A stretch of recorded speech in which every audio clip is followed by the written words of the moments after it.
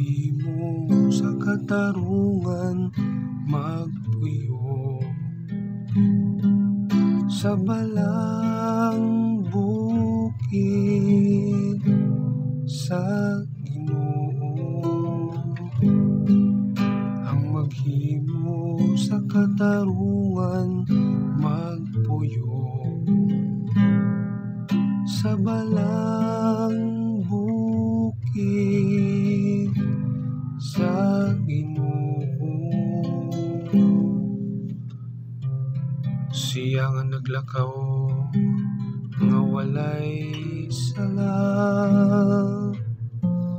ug nagabuhat sa mataron, nga naghuna-huna sa kamaturan, diha sayang kasing-kasing,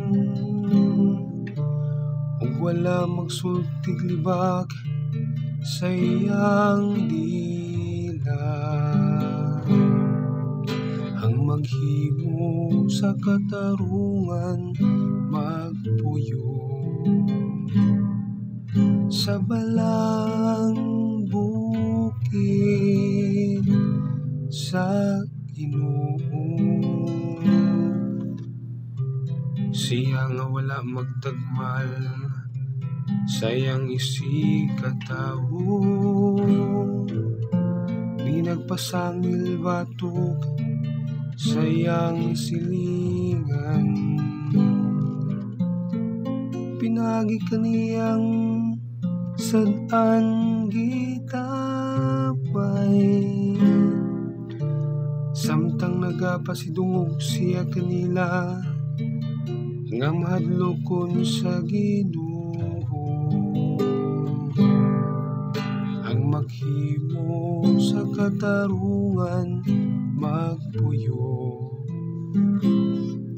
sa balang bukid sa Ginoo. Siya nga wala magpatanto, gilabihan sa iyang sapi, ug wala mo dawat ug suborno batok sa walay sala. Siya nga magabuhat nining mga butanga, dili gayud masamo.